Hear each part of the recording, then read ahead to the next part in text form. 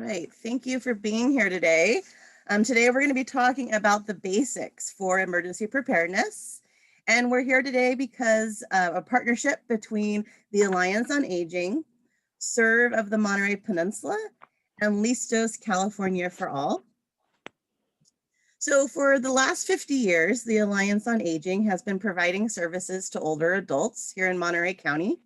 I work as the Ombudsman Program Manager at the Alliance, and we have several different programs. So if you have any older adults in your household, or maybe you yourself are looking for resources, we have a HICAP Medicare Counseling Program. So HICAP counselors help folks enroll in Medicare. So if you're looking at, evaluating your Part B prescription plan, you can always give us a call. We also provide outreach to many of the affordable senior housing communities in the county.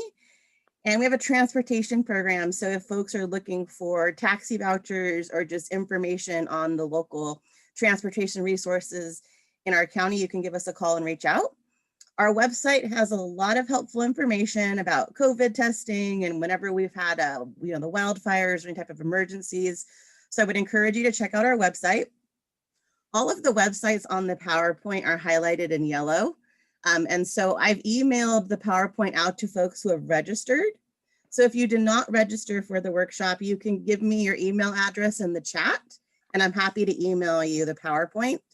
I'll also be mailing the PowerPoint and the handouts hard copy when I send out the incentives. So SERV, so it's Community Emergency Response Volunteers of the Monterey Peninsula. They have awarded several sub-grantees in the county a grant to provide these workshops. And so they're a great nonprofit in the county, and they support the CERT program. So CERT volunteers are often deployed when there's an emergency or natural disaster in the community. So I would also encourage you to visit the SERV website and visit the California Listos emergency resource page for more information. If you're an information, someone who values and thrives on getting information like I am, I really enjoy looking at these websites. So today we're going to talk about how we can identify what emergencies could happen in our communities. I'll talk about Alert Monterey County, which is a local emergency alert system. I'll give you information on where to get public health information related to COVID-19. We'll talk about the importance of building your social network and creating an emergency contact list. If you don't know the differences between a stay-at-home order or shelter-in-place and evacuation, we'll talk about those and also what to expect in a mass care shelter. The handouts consist of emergency communication template plans and also, other helpful information there. So we'll go over the handouts. You'll learn about different types of emergency kits, and I'll actually show you 2 of my own personal kits. And then you'll identify the items that you'll need in your kits based on your individualized needs. This workshop is interactive, so I'm going to ask questions. And so if you would like to share, you'll want to unmute yourself and then speak. Oftentimes I'm very inspired by what folks share because many of us have had our own, experiences with emergencies. And so the things that we've learned can be very valuable for other people. If for some weird reason Zoom kicks us off of this meeting, please just try to log in. If there's a power outage or something weird happens, please just try to jump back on. But for now, I just want to talk about the importance of staying informed during an emergency. And the best ways to do this are to learn about what your local communities or housing emergency response plans are. So if you live in an apartment building, an assisted living residence, talk to your management and find out, what disaster preparedness information they have. Maybe there's a meeting spot that's designated outside of your apartment building, or there's resources that they may have. There could be an emergency 24-hour number to call. Signing up for alerts and warnings. If that's one thing that you do after today's workshop, it will definitely have been a success. And then for folks that want to, get trained in CPR or just learn about, our county's emergency response plans, I would encourage you to visit the Monterey County Office of Emergency Services webpage. So some of the emergencies we're likely to experience in the Pacific West region, which includes Alaska, Washington, Oregon, California, and Hawaii, include earthquakes, wildfires, landslides, and public safety power shutoffs. The Red Cross website, on the top of this slide, you can type in, what state you live in. And so if you've got family on the East Coast and you're wanting to kind of learn what they need to prepare for, it's a pretty handy tool. We'll talk a little bit about wildfires today and evacuating. I'm also hosting a fire safety PG&E power shutoff workshop on the 29th. So if you're interested in kind of completing the second part of this workshop, it'll be another opportunity for you to learn some basic home fire safety tips. We also have a firefighter from the Seaside Fire Department who will be joining us, Ben Flores. So it's a great opportunity to kind of keep the momentum going with your own personal planning. The Pacific West region can also experience hurricanes if you're in Hawaii. We've got volcanoes, and then we have to look out for tsunamis because we live on the coast here. So I think sometimes just having a conversation, at the dinner table with your family about, what are some of the emergencies that we need to prepare for as a family or a household, and talking and just getting the conversation rolling can be very telling in terms of what you need to focus on. So how would you get information about a disaster that was coming our way? Don't forget to unmute yourself.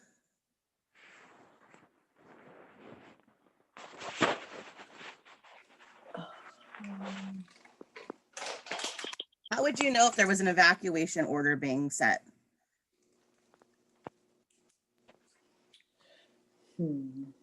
Hi, this is Selena. Hello. And hi, there would be notifications on television, like on KSBW. And also we have I forget what it's called. You mentioned it earlier, but where they call us from the county, we have that arrangement. So we've got a call right away. So you're talking about Alert Monterey County, and then you'd also get information from the television? Exactly. Okay, and anyone else? How do you get your disaster information? Well, I get mine from my husband. He's a fireman, so I'm kind of lucky that way. Yeah, you've got the frontline information. Yeah, pretty much. Hit it and see if you can. No, that would be muted. We can hear you if anyone's questioning whether we can hear you. Can you hear us? I was going to say, this is Terry with ITN, that you can set up an alert on the Office of Emergency Services that can send you any kind of alerts when there's a natural or any kind of disaster in your area. Great. Thank you, Terry. Sure. Anyone else? Maggie, this is Kathleen and Roger. And yes, we get the alert system from Monterey County, as well as TV and radio. Great. Radio is a good one. So for me personally, I use Facebook. So I follow the Office of Emergency Services on Facebook. I follow CAL FIRE. I follow the Sheriff's Department. I live in Santa Cruz County, so I also follow what's going on here where I live. But if you use social media, I encourage you to, follow the Sheriff's Department or the fire department in whatever county you live in. So Alert Monterey County, several of you already spoke about this system. And so it's pretty easy to sign up. You would visit their website. And so you can go to alertmontereycounty.com, and I'm sure if you're Alert Monterey County, you could search in your search engine. This is the logo here at the bottom that you'll see for the website. And you create an account with them. You have to have a user ID and a password, and you can enter your address where you live, landlines, email, cell phone. And as soon as you register, they'll send you kind of a test alert. You can also just give them a call and see if they can help you out and kind of talk you through it if you don't use the computer. But this is our local county system in terms of how they'll alert us when there's an emergency. And so it'll either be via text message, or as some of you had mentioned, getting an actual phone recording that will come our way. If you enter your email address, I get information via email. I think it's smart to have multiple ways for Alert Monterey County to reach you, because if you only have your email address and for some reason the router's down where you live, the power's down, you may not have internet access. And so having your cell phone and your home phone are also helpful ways to kind of stay connected. Another option, and this is something that you can do, you know, right after the workshop, or now if you're not on your phone, is you can text your zip code to 888777, and then that will give you a Nixle alerts. And so that's another kind of a texting alert system that you can sign up for. Again, you'll want to text your zip code to 888777, and then it'll ask you a series of prompts as you go through, and you'll be signed up fairly quickly. Has anyone signed up here for Nixle already? I have not. Okay, so it's just another good resource, I think, to have. Several of you talked about the radio. And so having a radio is a helpful tool, especially in those situations, as I mentioned before, where we may not have internet access, or the television may not be working, the power may be out. And so the NOAA weather radio broadcasts nationwide any kind of national weather service alerts. And so the radio frequencies are here at the bottom. And so this is another great way to stay connected. You can also call 211 for information in the event of a disaster. If you've got, you know, older adults in your household that maybe don't have access to the internet or don't have a radio, calling 211, they can get information that way as well. You can find information about COVID-19 by visiting the websites that are listed here. You can also sign up for text alerts via Nixle. And so if you are someone that gets overwhelmed by information, you may not want to sign up for MC COVID-19 updates. I'm signed up, and I get updates almost daily in terms of what our numbers are in Monterey County, so how many positive cases there are. So that's just another resource if you wanted to kind of get a better pulse on how COVID's affecting our communities. There's also phone numbers here. Again, our Alliance on Aging website has information on COVID testing. There are several different COVID testing sites throughout the county. We, as ombudsmen, get tested weekly so that we can go into nursing homes and assisted living communities and talk with the residents and how to advocate for them. So I encourage you to, you know, visit the Monterey County Department of Public Health and Office of Emergency Services website if you're trying to get information on you know, testing and keeping yourself and your family safe during these unprecedented times. So we discussed a little bit about how to stay informed, and next we'll be talking about developing a plan and building a kit. So you want to assess your needs and the needs of the members in your household.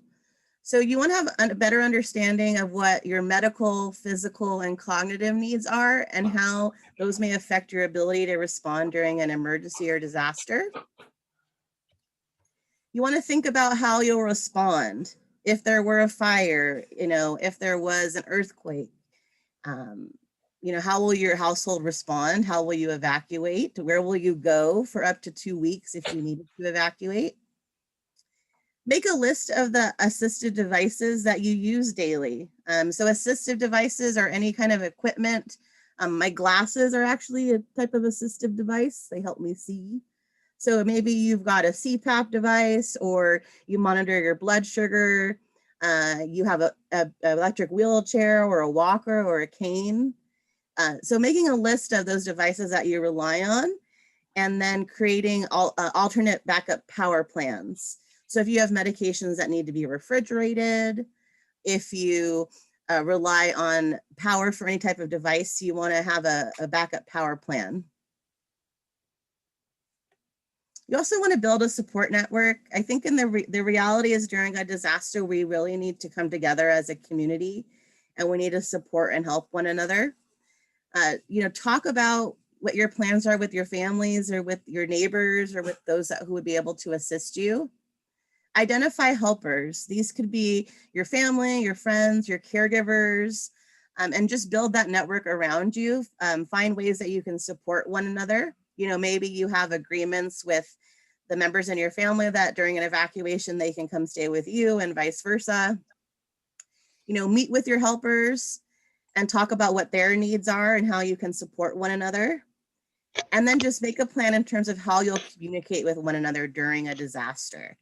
Whether it'll be text, through text message, email, phone call, having a point of contact, you know, talking about what the communication plan will be, so that I think that really helps decrease any anxiety during an emergency. So when we're developing an emergency plan, we're often deciding whether we're going to stay where we are or we're going to go. And we need to plan to evacuate for at least 2 weeks when we're making that plan. We've already talked about some of the local disasters we need to be aware of. And so that can help inform the plans that we develop. If you plan on staying at home, you need to make sure that you have the help that you need, especially if you rely on caregivers or care providers. And so if you're an IHSS recipient, or if you're a provider yourself, you know, talking with your recipient about what the plan is. You know, if you both have to evacuate and you yourself need to evacuate your family first or vice versa, you know, I think talking as a team about what you can do to support one another. If you need help evacuating, you know, writing that out in your plan. If there's going to be a family member or a neighbor that's going to help you with transportation, you know, finding out what local resources there are and staying connected again via the Office of Emergency Services website. We talked about those power needs, you know, so being especially aware of any kind of medical devices. Some basic fire safety is you want at least 2 ways out of every room, and just checking those smoke alarms and those carbon monoxide detectors. And it's a good idea to review your property or renter's insurance if you have those, just to make sure that you understand what the policy covers, and that there, you know, aren't any surprises come disaster. One of the participants in a previous workshop found out that her property insurance would cover hotel stays in the event of an evacuation order. So she, you know, sometimes you need to save those receipts if you end up having to evacuate. You know, if you do have to evacuate, taking video of everything in your home, all your property, taking photos, that can be helpful when filing a claim or if there's any damage. For the pet lovers out there, you also want to create a plan for your pets. You know, make sure you have enough supplies for them. You have a, you know, travel case if you need to evacuate. You can start by often just talking with your vet and seeing if they have any resources available. Folks recommend getting pet inside stickers, and you can place those in your windows so that if your home were ever impacted by fire, you know, the first responders would know that there's a pet inside or on the property. And if you have to evacuate, you know, it can be good to, if time permits, to write the words "evacuated with pets" on your outside of your door, just to let the first responders know that, you know, all's well within the household and everyone got out, that every member, including your furry members of your household, got out. One thing to consider, at many of the evacuation sites, you're not going to be able to bring your pets. They're not going to be allowed inside the shelters. And so you're going to want to secure appropriate lodging in advance, depending on the number of pets that you have. So this could be, you know, calling your local hotels and finding out if they're pet friendly and if you're able to make reservations with them in the event of an emergency, or having that list handy already of pet friendly hotels. I think we saw that happening during the Carmel and River fires, is, you know, folks were planning on maybe evacuating to Santa Cruz, but Santa Cruz was being impacted by fires as well. So I know the hotels were booking up quite quickly with everyone that was being forced to evacuate. So having that list on hand, or maybe you have friends or family that will be willing to take in your pets if needed. And so really just thinking about their needs and getting a kit together for them is a good first step. So moving on to talking about sheltering and sheltering in place. So sheltering is recommended when the conditions require that we seek protection in our home or at work, depending on what the emergency is. So we could, when the smoke got really severe during the fires, we were asked to stay inside because the air quality was so poor. The length of time that we may be asked to stay inside, it can be short, such as during a tornado warning, or long, like during the pandemic we're all experiencing right now. It's important to follow the instructions from local authorities. It can be very frustrating, to limit our engagement with one another and to limit, going out. But it's really, the ways we can be empowered and keep ourselves and our family safe. During extended periods of shelter, we may need to manage our food or water or power supplies. So when there's, earthquakes that have happened, I think just keeping that in mind, that if you're planning on staying at home during an emergency, you need to have the supplies to stay safe there. You never want to run a generator inside your home or in your garage. You want to have it outside of the home. It seems like common sense, but I think it's a good thing to remind folks. And then if you are deciding to go to a mass shelter, we'll talk about what to expect there as well. So staying at home, this is what we're being asked to do right now. So we're being asked to not leave the house unless it's necessary. And we can, we're encouraged to use outdoor spaces. Walking, jogging, exercising is safe, and we want to practice, physical distancing. When we are outside, try not to touch anything, or if you can, bring, little portable hand sanitizer with you, such as light poles, benches, playground equipment. Essential services like the grocery store, gas stations, and pharmacies are still open. Again, we want to limit our person-to-person interactions. And so that's why communicating via Skype and Zoom and FaceTime have been so important during this time. So some sheltering in place tips. We always want to follow what the local authorities are advising, but we also want to use our common sense and the information we have available. That's why it's so important to sign up for those alerts, because you can, you may decide that you want to leave before an evacuation order is given. You may decide you want to leave during an evacuation warning. This could be because the smoke's getting very severe. This could be because you just, you need a change of scenery. The anxiety is too much. So again, just using common sense. Listen to where the officials are telling us to evacuate to, or follow those roads. Bring our families and pets inside. Stay in an interior room if possible. We want to lock the doors, the windows, and the air vents and fireplace dampers. Keep our emergency kits near us if we're sheltering inside our homes. There could be a large amount of debris in the air. And so this is important to kind of turn off fans or air conditionings or heating systems so that doesn't get into the room. Sealing a room is something that may be advised to us if there was something potentially hazardous in the air. So this is if you live in Moss Landing near the power plant, or maybe there's an oil rig that has an accident on the highway, and so there's hazardous materials in the air. We may be asked to try to seal windows with plastic. So that's just something I wanted, folks to be aware of. If they tell you to seal a room, what that means. It just means, maybe it's getting a trash bag and trying to tape it around the windows, keeping that fireplace damper closed, keeping the windows closed.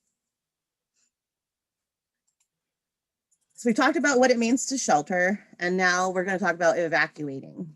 So with your evacuation plan, you want to identify where you'll be going. Again, you're following those instructions from the local officials, and remember that your evacuation route may be on foot depending on the disaster. You want to identify several places that you'll go in the event of an emergency. So in my household, my partner and I, our meeting places are that we will, if there was a fire in our house and we had 5 minutes to get out, we would meet outside the front of our house. If that wasn't safe, we would go down to, we live about a block and a half from a Whole Foods. So we would meet there. If for some reason that wasn't an option. Like the evacuation order was for a larger area, and we weren't together, we would meet at the Safeway in Aptos. And then if for some reason I'm at work in Monterey County and he's in Salinas, or he's in Santa Cruz, we'll meet at the Army Surplus Store in Moss Landing. So if you and your household members work in multiple locations or counties, I think having meeting sites will help you stay connected and safe. Be familiar with alternative routes or, other means of transportation if needed. Come up as a household or as a family with a plan to stay in touch. Assemble those supplies so that you're ready. You've got that go bag with you and that you can carry and evacuate by foot if needed. If you have a car, you want to keep your gas tank half full if possible. And this helps because during an evacuation, the gas stations may be closed. They may be unable to pump gas because the power could be shut off. So keeping cash on hand with you is best. And again, keeping that gas tank half full. And then if you can, keep an emergency kit in your car. And I will show you what my car emergency kit looks like later on in the presentation. And if you don't have a car, what's your transportation plan? How will you get out? Are there taxi companies you're going to call? Are there friends? Are there families or neighbors that you can make an agreement with? Will you leave by foot? If you need help with transportation, that's probably going to impact how soon you evacuate. You may evacuate sooner than others because you want to give yourself time. So during an evacuation, listen to what the radio and local authorities are instructing. Don't take shortcuts because those shortcuts could be blocked. During an evacuation, you want to take your emergency kit with you. Leave with enough time to avoid being trapped. So when the county gives an evacuation warning, that is the time that you are packing up. You are, packing up those family photos, the really important documents. You're identifying where you're going to go, because when they issue the evacuation order, that's when, a sheriff may come by and knock on your door. We found that during the River and Carmel fires, some people, especially in some of the assisted living facilities, when we called them in the Carmel area, they said, "Oh, the fire's miles away, I'm okay." And then the next day, the evacuation order was given. So even though the fire may seem far away or the emergency may seem far away, we have to, again, listen to those authorities, what they're telling us, because they're trying to avoid, the tragedy that happened in the Paradise and campfires. People were trapped because they didn't give them enough time to evacuate. Also, just the winds, right? We never know what's going to happen with the winds. And so that's why it may seem like, why are they asking us to evacuate right now? It's because the weather's so unpredictable and they're just trying to really keep as many people in the community as safe as possible. Take your pets with you when you're evacuating. It seems pretty common sense, but that's why it's just important to keep them inside when an emergency situation kind of starts to happen. If you have time, call your out-of-state contact and review your family communication plan. Let them know where you're going. Secure your home, close and lock all those doors and windows when you're leaving. If you can, unplug electrical equipment that you're not using and small appliances. Leave the refrigerator plugged in, but if there's other things you can unplug that might help prevent power surges if they shut the power off or turn it back on. You may want to leave a note letting people that where you've gone. Wear sturdy shoes and clothing when you evacuate. Bring layers. And if you can, check on your neighbors and see if anybody needs a ride. Follow the recommended evacuation routes and don't take shortcuts because they could be blocked. And then just avoid any road hazards, especially any washed out bridges or roads, down power lines. Sometimes there could be trees in the road. When evacuating for the last fire, we noticed that a lot of deer were coming out onto the road. So you just want to take it very, cautiously and carefully when you're driving. People are going to be afraid. There's going to be a lot of emotions in the air. And so I think sometimes people don't make the best decisions when we're in that elevated stress. So just, keep breathing and keep moving slowly and where you're planning on evacuating to. So a mass care shelter, these are shelters that are set up either by FEMA or the Red Cross or by our local Office of Emergency Services. And these are places where you can go to get, sometimes they'll have food, water, basic sanitary facilities to use the restroom. You want to take your emergency supply kit with you. So bring those masks, bring those hand sanitizers. This is we recommend going to the mass care shelters because sometimes it can just help you regroup, right? So you've just spent the last 2 days, trying to figure out what to fit in your car and take with you. And maybe you aren't ready for that long drive to where you plan on evacuating to. So you may decide to go to a mass shelter. Sometimes they can have gift cards or resources for people who've been evacuated. You can get information by downloading the FEMA app. That'll give you a list of active shelters in the area. You can also text the word shelter and your zip code to 43362. And so that will give you information about if there's any shelters set up in your area. Be prepared to, again, as I mentioned, to take your own cleaning supplies with you when you go there, and realize that many of the care shelters, there's not going to be caregivers on site to help you with your care needs. So if you're someone that's dependent on a caregiver, you need to plan on who's going to go with you to the shelter to help take care of you if you need that level of support. So after an evacuation, again, we're going to want to listen to local authorities and when they tell us it's safe. We saw that with the Boulder Creek fires up here. The fire was contained, Boulder Creek wasn't at risk of being burned, but what had happened was many of the water pipes are above ground in Boulder Creek. And so they're PVC pipes that are above ground and those melted with the fires. And so it put a lot of plastic into the watershed. And so the water was contaminated.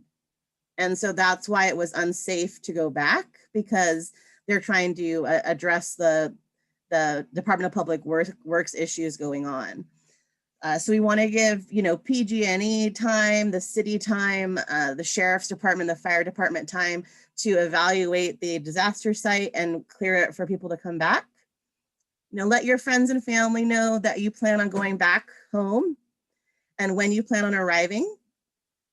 If you're returning from a disaster area, make sure that, be prepared that you may have to clear debris out from around your home. So bringing work gloves could be a good idea.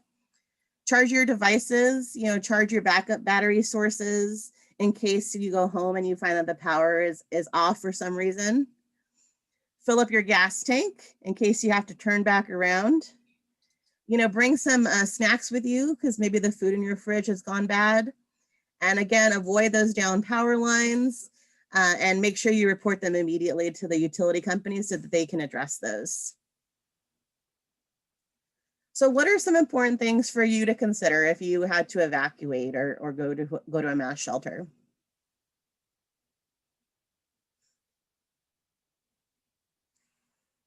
Unmute yourself so we can hear you. For me, it was the information you gave about the pets, which I appreciated because, like you said, if you really did have to go to a shelter, you couldn't bring your pet. So that was informative. So thank you. Absolutely. Something another participant had shared about pets in one of the workshops was she had multiple pets, right? I'm not sure what the number was, but let's just say you have 3 dogs and 2 cats. Mm-hmm. And she said that it was really hard for her to find a hotel that would take that number of pets. Mm-hmm. So if you've got multiple pets, make sure your plan is factored into that. Exactly. Thank you. Uh-huh. Anyone else? What are some important things for you to consider? We had to evacuate during the river fire, and we have a large dog, and a lot of the hotels that took pets only took pets up to like 25 pounds. So I had gotten a list, I think from Nextdoor. Somebody had posted a list of pet-friendly hotels. So I spent probably, well, many hours going through that list and calling all the hotels on the list, and finally found one that we could go to. So that was really helpful. The Nextdoor list was very helpful. Great, thank you. This is Selena. I wanted to say I have diabetes, so it's like my diabetes, my insulin and my meter and things like that have to come with me. Plus I'm on a lot of meds, so those have to come with me too. So those are things I would consider too. Absolutely. Anyone else? All right, I'm going to talk a little bit about the communication plan templates and the handouts next. So I'm going to stop sharing my screen and pull up another handout. I also want to encourage folks, if you did not register for the workshops, I need your email address so that I can get your mailing address and I can send out the incentives and the handouts to you.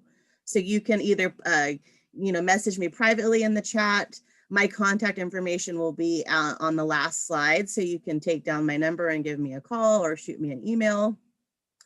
Looks like there was a question here about does Nixle work in Santa Clara County too? You could give it a try. I think some counties use Nixle and some don't. So again, you're texting your zip code to 888777. So I would just give it a try and see it when you go through the prompts with the texting, if it works.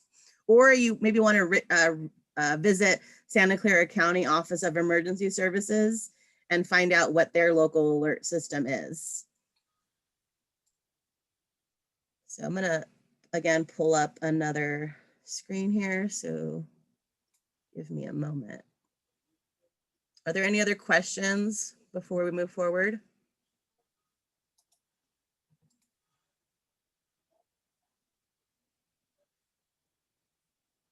All right, I'm gonna share my screen again.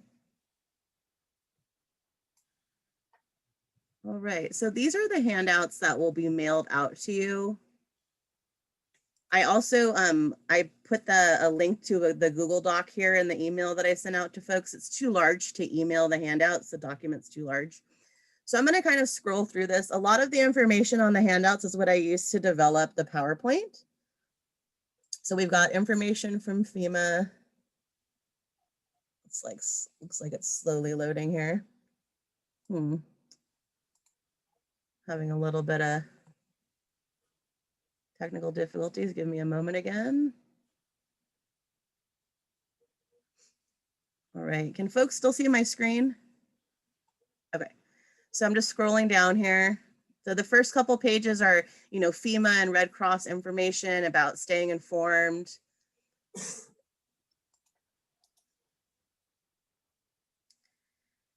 Gonna keep going here.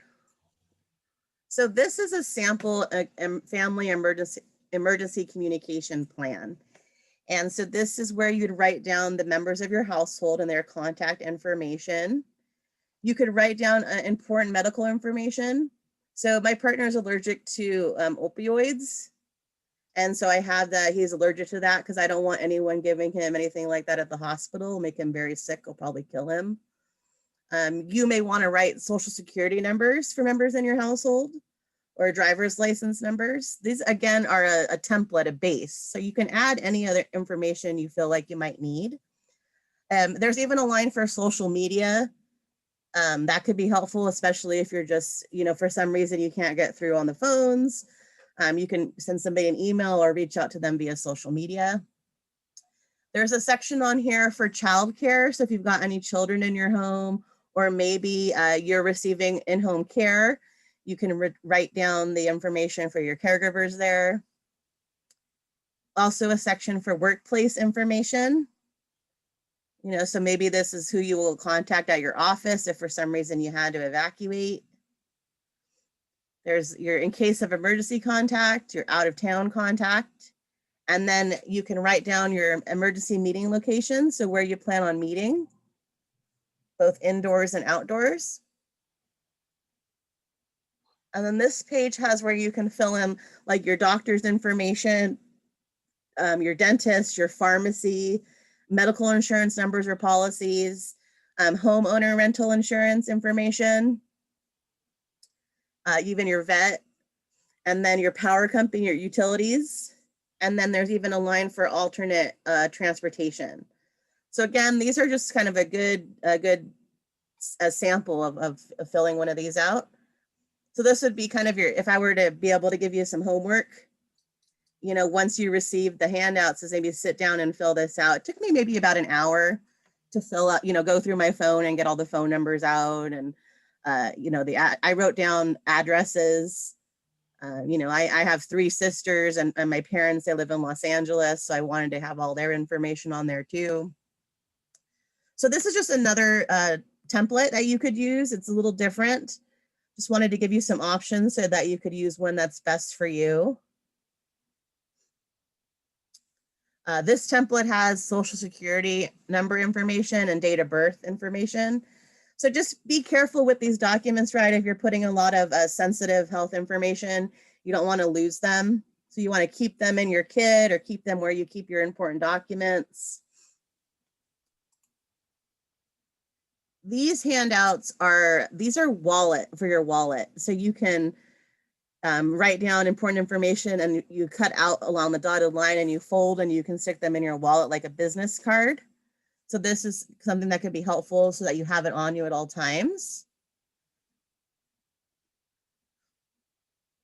This is another wallet size kind of example. The space is a little bit bigger for those of us that are writing, needs to be a little bit larger because we can't see when it's small. Again, these are just, you know, a base. So you can, you know, on the back side of these, you could write down other information you find that's important.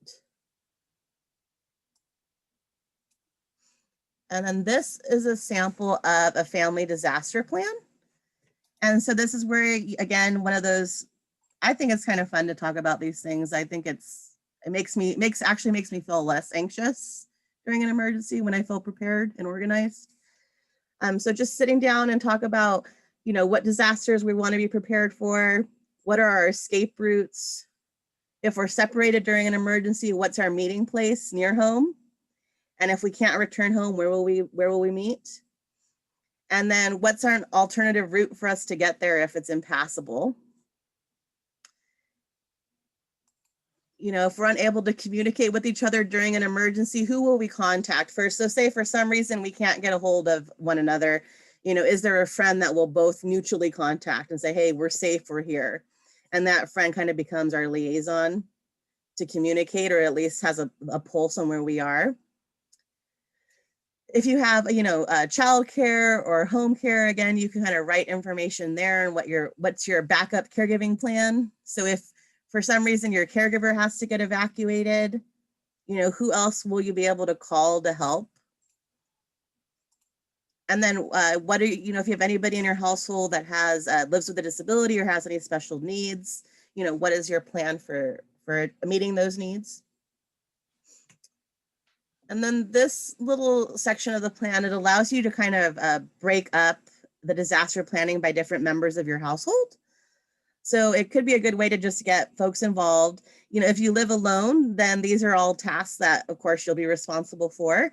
But I like that it kind of breaks up, you know, getting the kit together, you know, signing up for those alerts, getting our family medical information together, making sure we have our financial information set. So those bank statements, you know, our pet information, and then basically how we will share and maintain the plan. So are we keeping hard copies of the plan in our kits? You know, do we email the plan to our helpers or the people who are going to, you know, be there for us in the event of an emergency? And then this bottom part here, you can just fill in anything else that you think you might need. So that's a little 3-page, you know, example of creating a family emergency plan.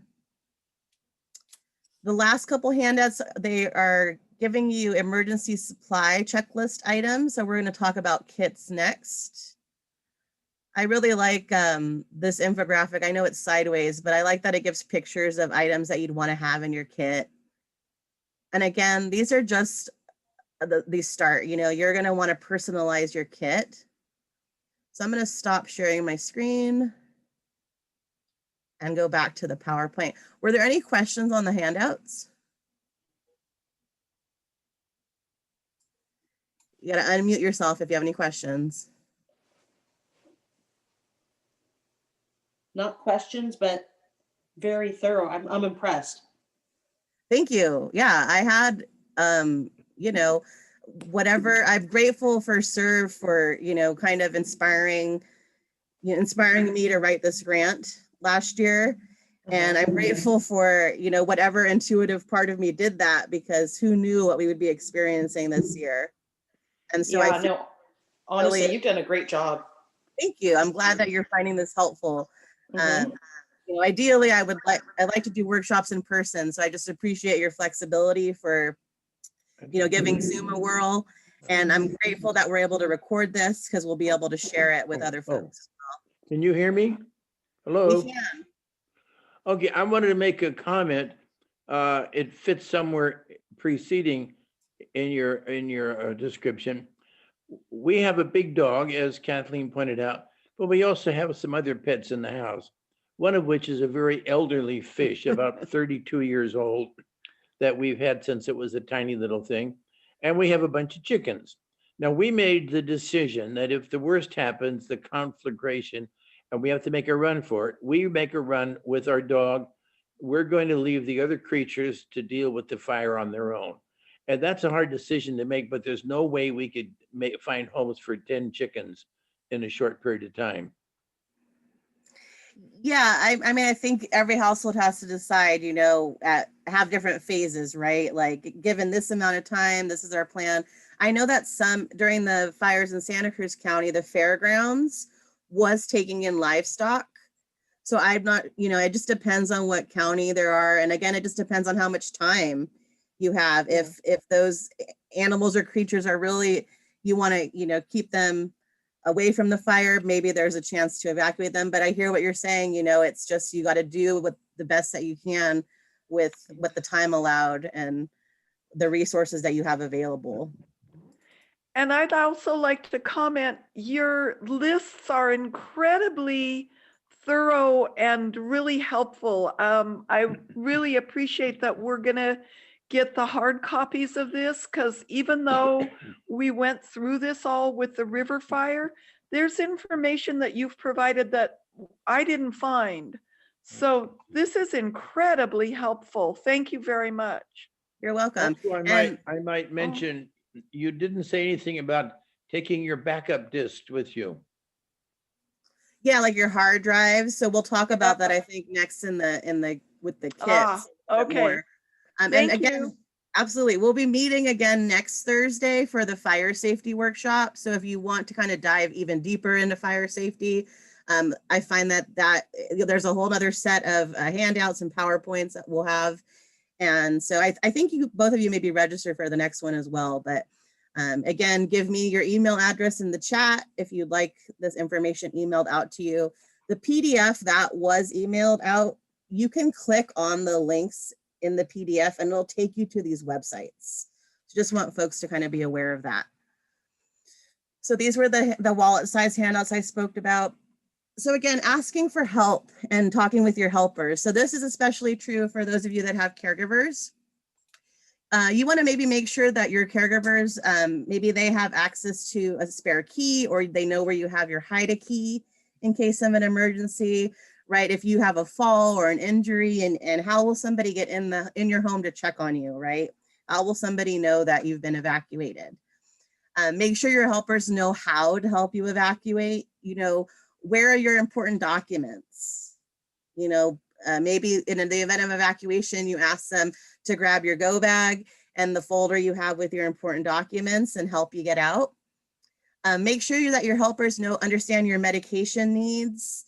If you have walkers or glasses or other medical equipment, beloved pets, you know, again, you want that helper to be someone that you can trust will stay calm during a high stress situation. maybe you have multiple caregivers and you kind of identify, two of them who you would trust in the event of an emergency or really trust with that important confidential information. Make sure that your helpers they know how to communicate with you. If you use assistive devices to communicate, that they know how to make those work. And make sure that everyone kind of understands the risks involved. And that's why I mentioned, if you have caregivers, what is the plan if they're evacuating too? What can they commit to helping you? And also just realizing in the moment, things have to change and we all have to be flexible and we have to find, alternative solutions in the moment. And just try to think about what kind of help you'll actually need in the event of an emergency.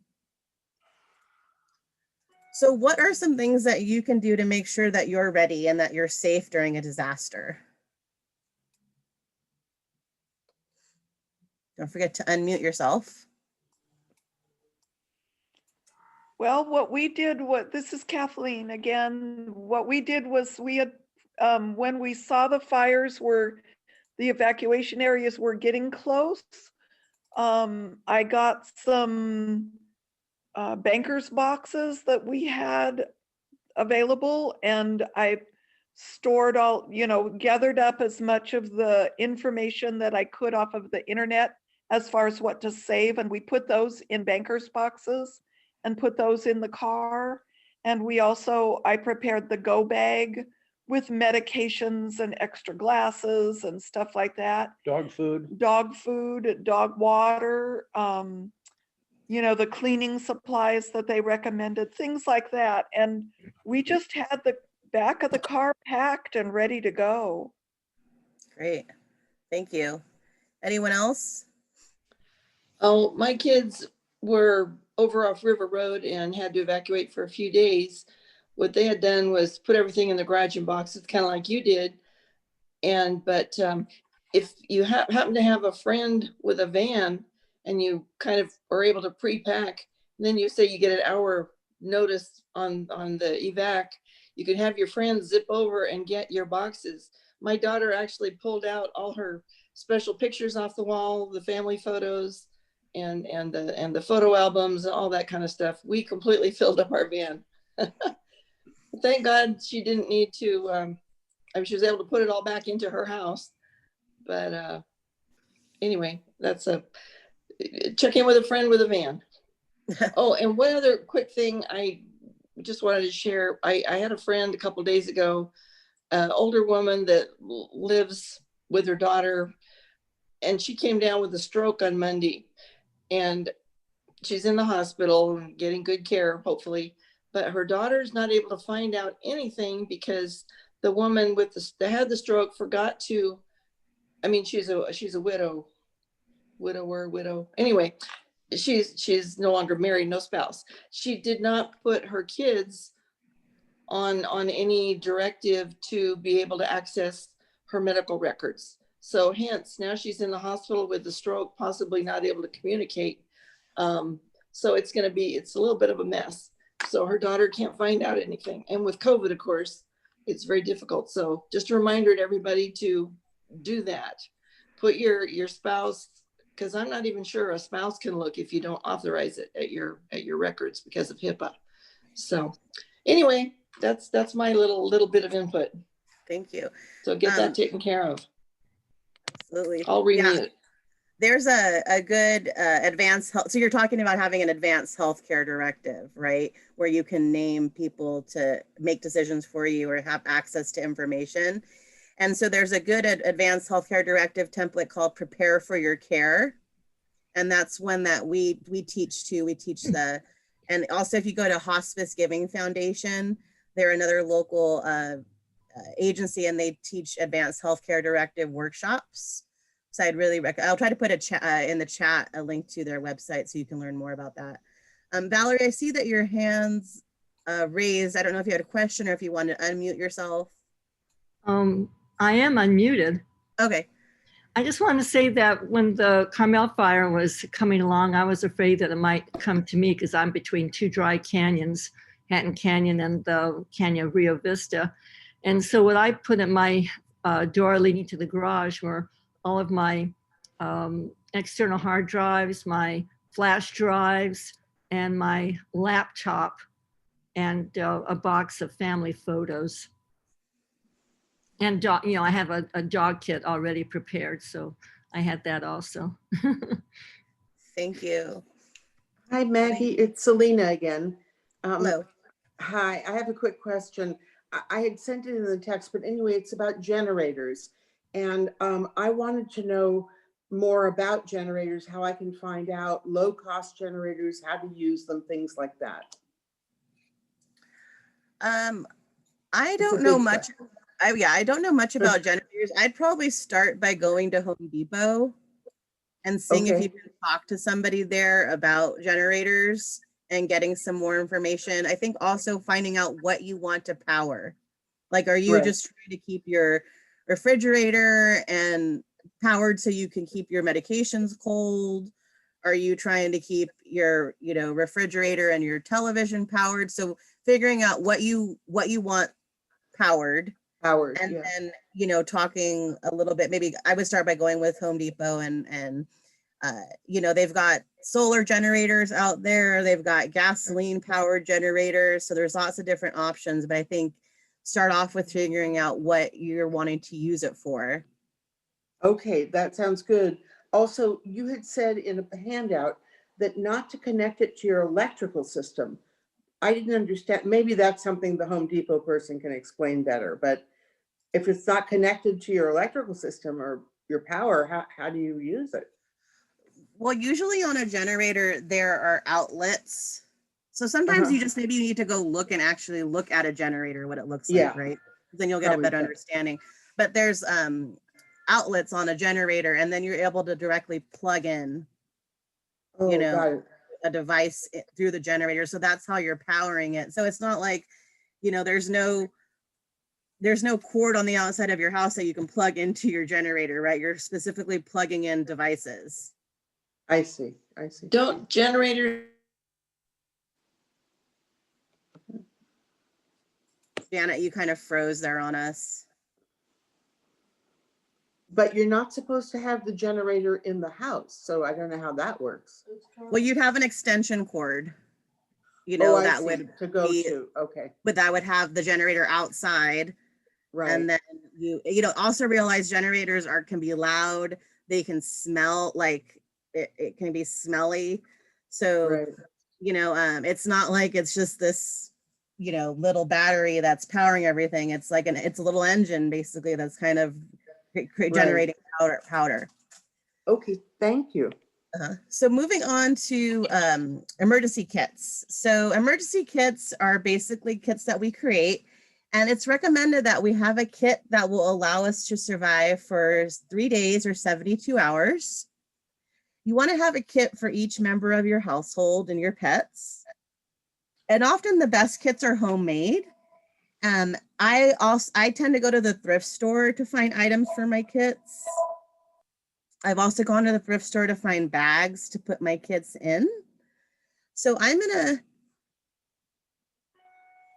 talk about the different types of kits, and then I'm going to show you my bedside kit, and I'm going to show you my car kit.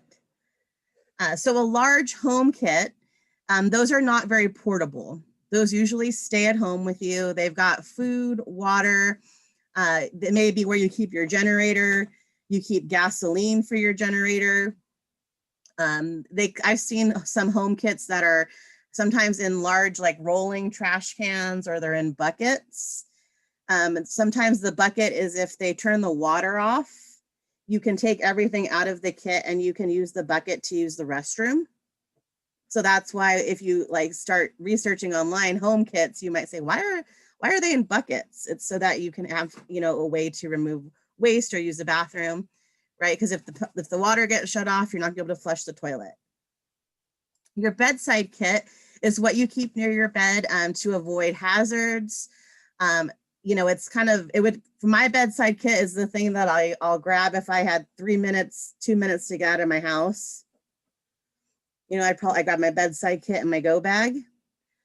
Car kit. This is medium-sized items. They focus on warmth, water, and some food.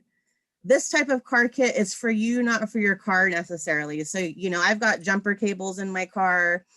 I've got things that keep my car safe, but your car kit is more for you. So if you're not able to get back home in the event of an emergency, or you're, trapped in your vehicle for a long period of time, your grab and go kit, this is something you can carry with you.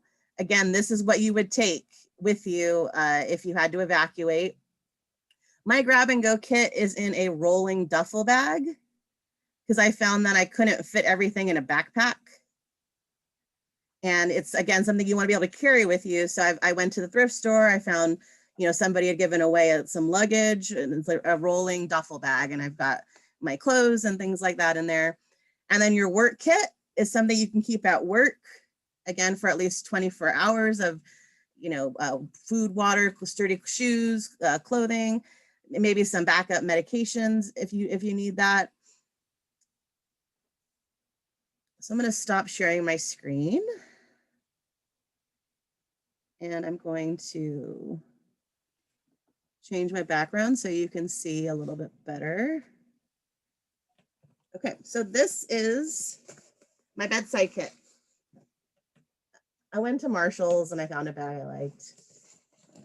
And so, kind of surprising how much will fit in here. But this kit stays like right near my bedside. So I've got first aid kit. I bought this little pocket guide. I think it's pretty great. It's what do I do if there's bug bites, if someone's choking, if there's a sprain, if there's injured bones or people are in shock. So it's this little booklet that it says Pocket Guide to Emergency First Aid. I've got a little hammer knife. Kind of love this thing. I've had it for a long time, but it's got a knife. It's got, all kinds of little tools that pop out of here. I've got masks, a bandana.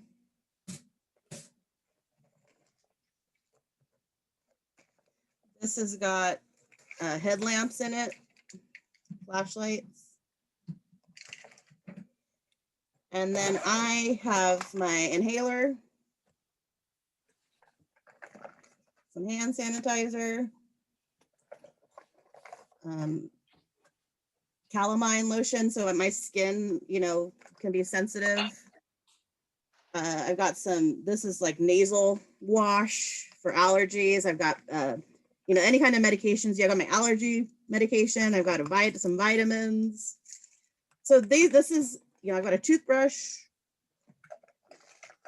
And so these are things, again, that I use every day. This is all my medications, basically. So this is my bedside kit. Any questions on that little kit that I just showed you? Okay. Yeah, And where then- did you get that hammer knife? It was a gift that a friend gave me, I think when I was in my early 20s. But I bet you if you Google hammer knife, something will pop up. They Okay. have them at Ace Hardware. Oh, great. So this is my car kit. It's a little duffel bag. So what I have in here, I've got a blanket.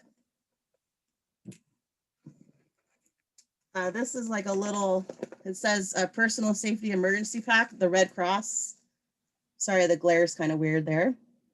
But this has got an emergency poncho, a light stick, some gloves, a mask, a whistle, some hand warmers, some emergency drinking water, a mini first aid kit. It's got some bandages and some antiseptic wipes. So that's what's in this kit. I've got trash bags. So this is like, people get sick in the car sometimes, or if I need to throw something away. I've got trash bags and bags here. Beef jerky. Pistachios. These are really comfortable shoes, and I've got socks in here too. And then I've got a change of clothes. I've got pants and some layers here. And then I have the backup battery source. This is what you'll get with the incentive for the workshop. And then I've got a headlamp in here. And so that's my car kit. So that just kind of lives in my car in the event of an emergency. Any questions on the little kits I just showed you? I've never seen anybody more prepared. Well, I got It's a good thing. if I'm gonna, go through all the time to put together this information, I at least can put together the kits, right? Yeah, no, you got to sell it. Well, but these are things I had in my home, like a few things I had to buy, right? Mhm. But most of this is just, it's finding, I feel like for me, it kind of something unlocked when I just found the right kind of bag. Yeah. I made it about finding the right kind of bag to fit everything in, and then suddenly it was easy. You're Right? doing good, Oh, girl. I had a question. Uh-huh. My question was on the battery backups. I think I've got one floating around the house. Once you charge them up, do they run out over time? Do you need to refresh them every so often while you're waiting Yes. for an emergency to happen? Yes. So Oh. they definitely, so you may want to test it out, like, and see based on the battery packs that you have, how long how much will it charge your cell phone? Mhm. Right? Because then you'll find out, okay, I can get like half the battery backup. I can get all of the battery backup. The backup battery you'll receive with this workshop, you can charge things via USB device. So that's another thing to think about. Like, can you charge your devices via USB, or you're not able to plug in? Yeah, you might need to have an adapter. Yeah, I don't know that they make adapters. I think oftentimes it's like a voltage amperage issue. So you're not gonna be able to like plug in your microwave, if you're someone that relies on the microwave for cooking. Sometimes they have them for cars where they have big batteries where you can plug in, it has where you can plug in devices. But again, I think it's probably starting off by going to figuring out what your power needs are, what you want to power, and then going to Home Depot and saying, hey, I want to be able to power this device. What kind of battery do I need? I'm going to go back to sharing my screen.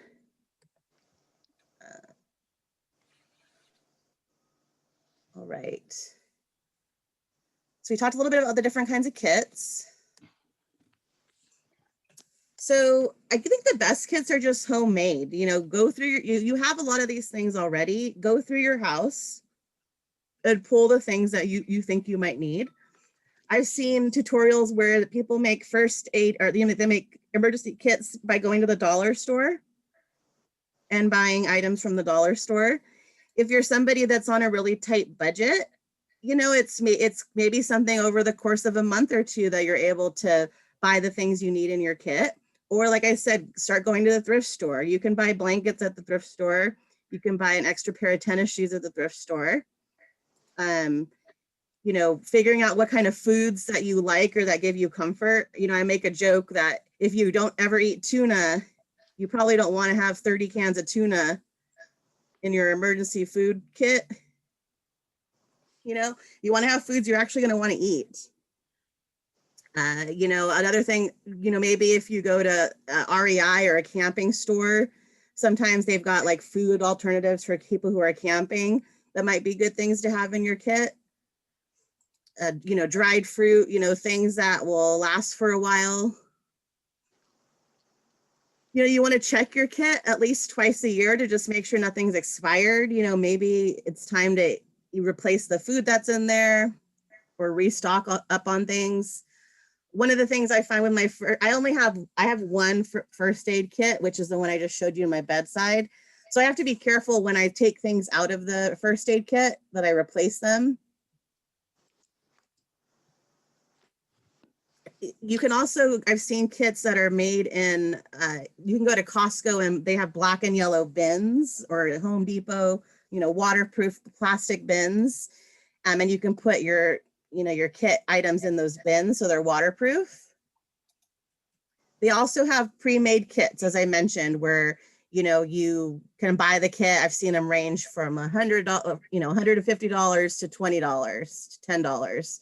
So it just, be careful of those things, because you might think it has, everything you need in it, but like the flashlight doesn't work, or the whistle doesn't actually, they kind of maybe don't get the best quality items in the pre-made kits. So that's why sometimes just putting it together on your own can be helpful. So what are some things that you would want in your kit?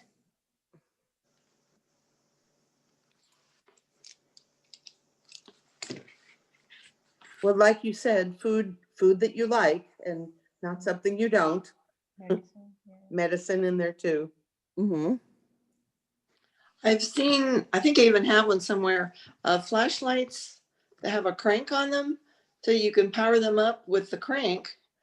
And they also have a little port on them to plug in your cell phone. So Absolutely. you can use, that way you don't have to depend on batteries. Of course, you got to work.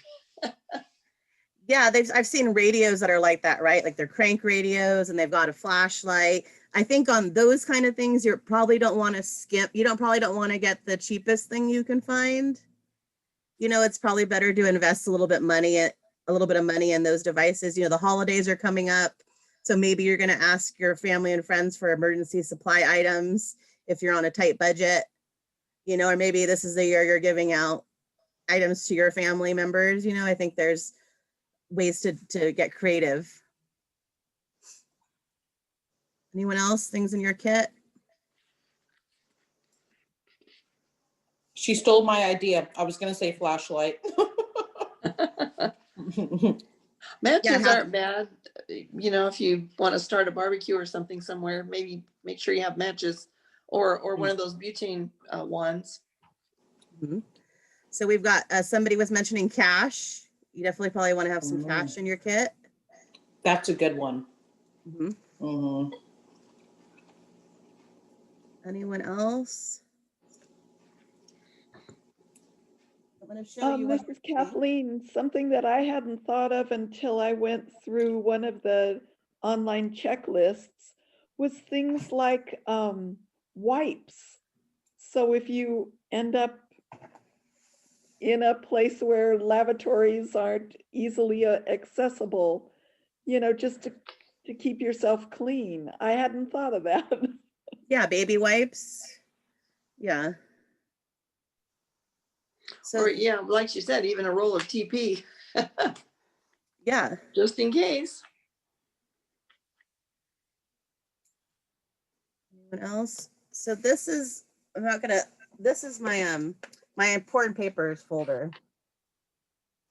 So I know it's kind of glitches out here, but this has all my important documents. This is the folder I tell my partner, if I go to the hospital, you take this with you.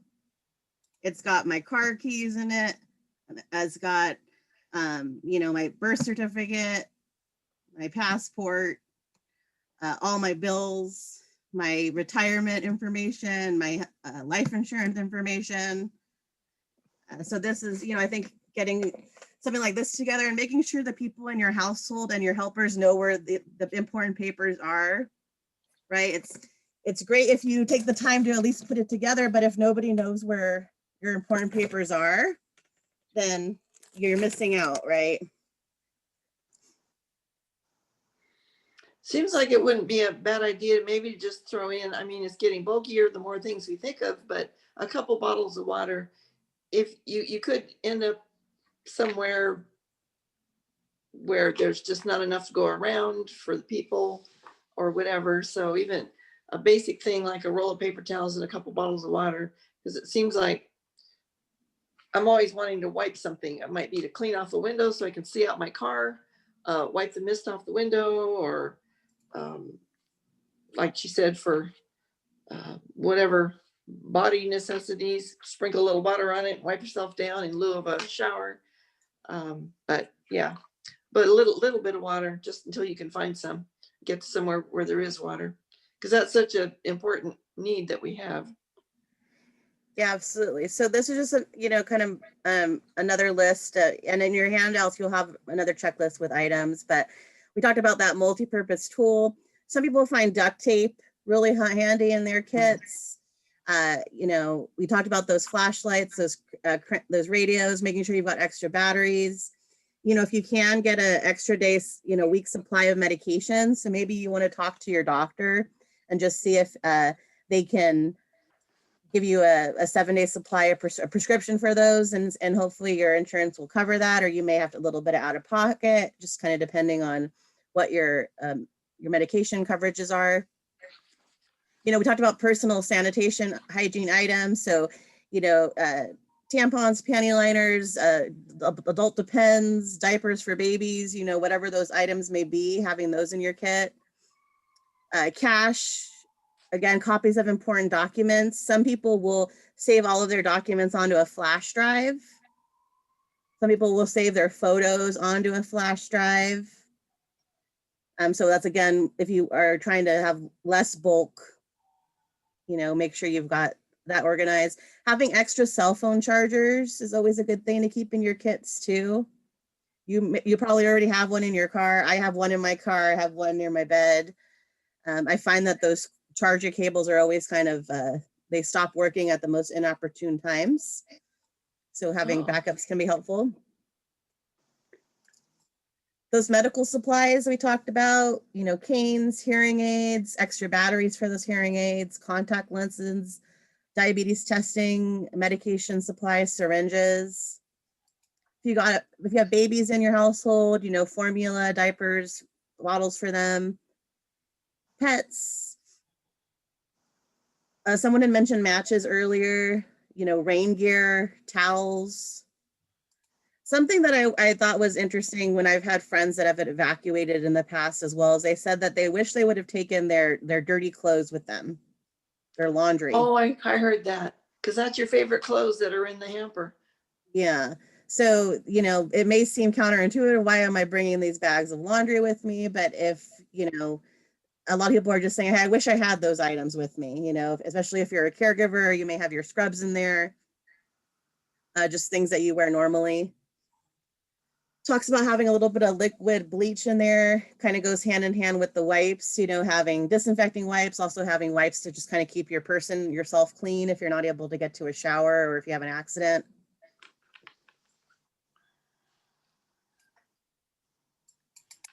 So what is the most important thing that y'all learned today?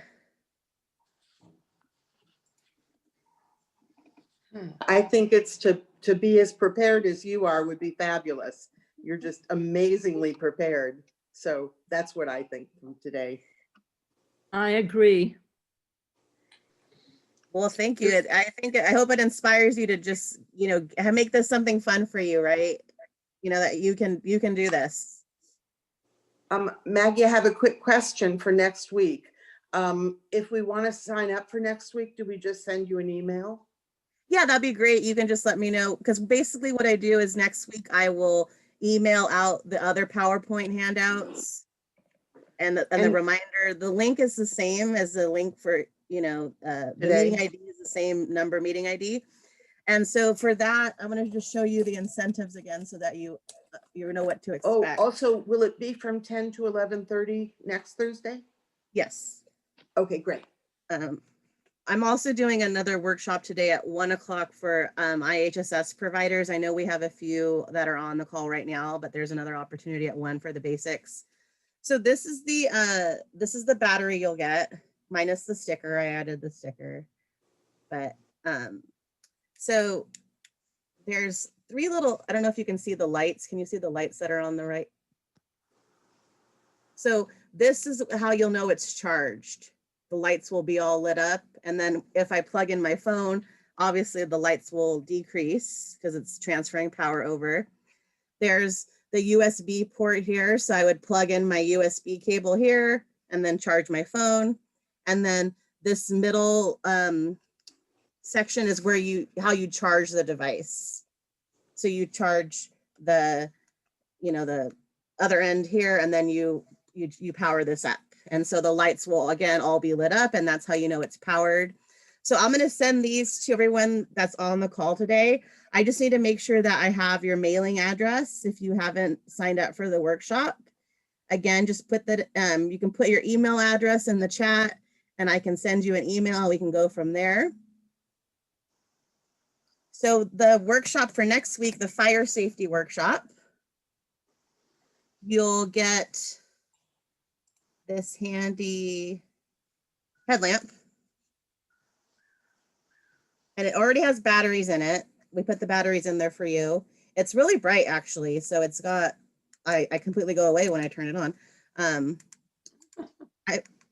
It's a really bright headlamp. It's got like a red function. I don't want to blind everybody, but it's got like a flashing function, a red function. And so, you know, there you go. And then this is another little flashlight glow stick. So this has a little flashlight on the end here. And then this glows red. And there's a whistle here at the end. You take the top off. Sorry, the sticker's on here. Take the top off. So there's a little whistle there. So this will be the incentive for next week's workshop. So hopefully y'all can make it. And yeah, Can is there you hear anything else me? that we can? Okay, I have a question. Those little headlights look pretty good. The problem is there's two of us here. Who gets to use it? Well, I'll be sending one to both of you. So you'll get two batteries. So that's another, thank you for bringing that up. So if you are watching this with another person right now, let me know what their name is and I can keep track of them. So we've got you covered. You don't have to fight over who gets the headlamp. I just thought of one thing in our prep kit that we might make up.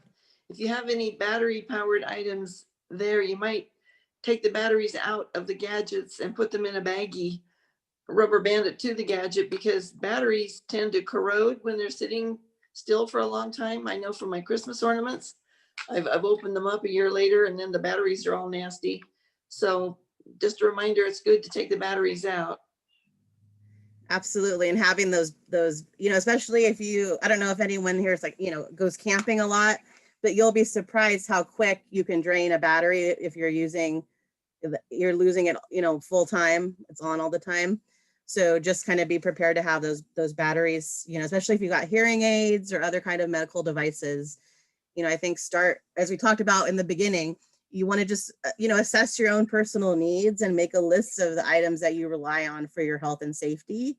And then I think starting from there in terms of getting the backup and the spares that you might need. Maggie, can I interject something?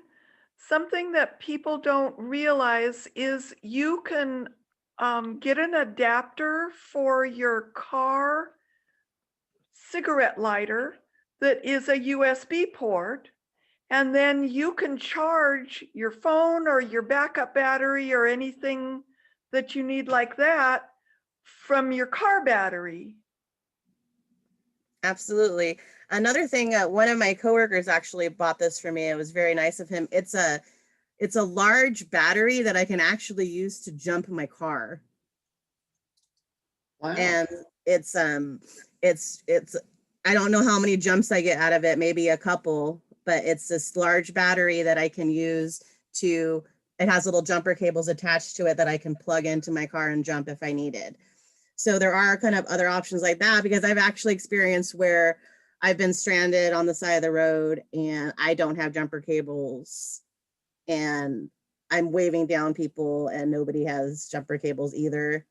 So, you know, the lessons we learn from the challenges we face. Anyone else think most important thing you learned today or things you like to share with the group? You know, something I learned in one of those classes I was telling you about that I took years ago through my husband's work was just everybody needs to know where to turn their main water source off to their house if they need to. At least that was important for me. Yeah, that's a great thing to add to that. Just, and we'll talk about that a little bit when we talk about power outages. But yeah, Okay. knowing where the gas and the, you know, power shutoffs are on your house and how to actually turn them off, or sometimes you need, you know, particular types of tools to turn those off, whether it's a wrench or making sure you have those tools or you at least know how to shut it off. Especially when you know, maybe one person in the household knows how to do that, Mhm. you know, and That- you may that not was know my how to do issue. that. Yeah. Yeah. So I think you bring up a great point. Like, yeah, make sure you can turn it off if you needed to, because you may be the one at home and you know, the other member at your household may be out.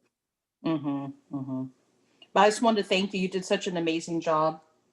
Thank you Yeah. for being here. It's always a Mhm. pleasure to talk about this. And, you know, I'm just so grateful for all of you for being here and helping me reach my goal of providing training to folks. And I hope to see many of you next week. My contact information is on here. So if you have any, you know, follow-up questions, if you have any loved ones in a nursing home or assisted living facility and you have questions or concerns about their care, please reach out. Would any chance you could somehow let us know when you post your video somewhere, and where were you planning on posting it? I think most likely we'll post it on our website. And you So work for Alliance on Aging, correct. so it'd be on their website. Yeah, Okay. so I think once I'm 'Cause I done was with up and down so much, I'd like to watch it again, I think. absolutely. And what I can do is I think I have to convert it basically, because again, I can't email out the video. But once everything is done, we will be sending out, you know, we will be posting it on the website. I also will probably maybe send out a survey to all of you just to get your feedback if there's things I didn't cover or ways in which I can improve the workshop for 2021. Again, I just want to thank Serve of the Monterey Peninsula. I also want to thank PG Hardware. That's where I was able to buy the battery packs at. So they gave me a great deal on these. So big thanks to Pacific Grove Hardware. The headlamps and the glow sticks came from Costco. So if you're looking for some holiday gifts for family members, you might want to check out Costco. Also want to thank Carmel Medical Supply. They've donated a lot of the masks. I'll be sending out masks to you as well. So it's just been a great community partnership and collaboration. And again, I appreciate all of you for being here. Thank you. Thank you so much. Thank That you was very wonderful. much. Thank you Thank so much. Thank Have a you. wonderful day. Absolutely. Hello, Safe. Bye-bye. are you there? Yes. Can you hear me? I'd like to make parting comments. Absolutely. Get out and vote and wash your hands. But yeah, watch the debate Wear tonight. your mask. That's a great PSA. All right, Thank you, folks. Maggie. Thank you. You're Thank you, welcome. Maggie. Bye-bye. Thank you. Bye-bye.